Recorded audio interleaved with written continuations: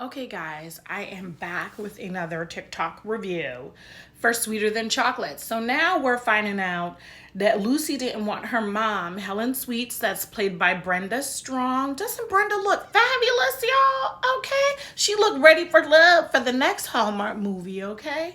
Brenda, hold on. Somebody may pass you the veil next, your next character, perhaps. Anywho, so we find out that Helen Sweets lost her husband, Scott. And when she lost him, it was 8 years ago. When she lost him, she really kind of lost herself. She fell just like into this depression. She couldn't do much. So Lucy had to move in with her and really help her mom for years. Now Helen is doing well. And Lucy doesn't want Helen to tell her story because she's afraid she'll fall back in that depression. But towards the end of the movie, parts of the live feed actually contain Helen talking about how she fell in love with Scott.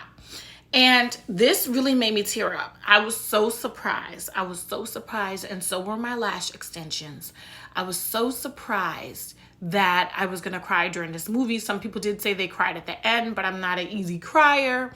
And when Helen said, she described how she met and fell in love with Scott, and when she said that love is worth the grief, baby, if that's not a word for this February 2023, love is worth the grief.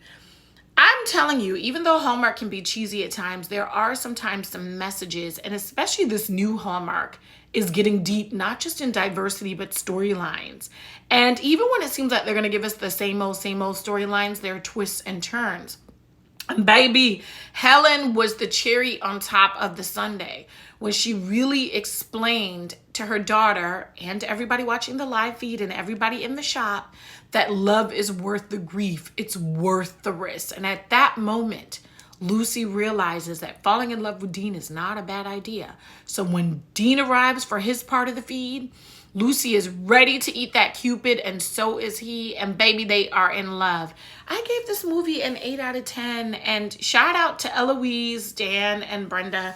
You guys did an amazing job, and all the supporting cast. I loved all the couples. I can't tell you how much that really brought this movie to life. Once again, I'm giving it an 8 out of 10, and I'm telling you guys, I'm trying to keep up with these movie reviews. I know it's a little hard to follow January with the Veil movies because those were so exceptional, but Hallmark is still holding its own. And I did like this movie.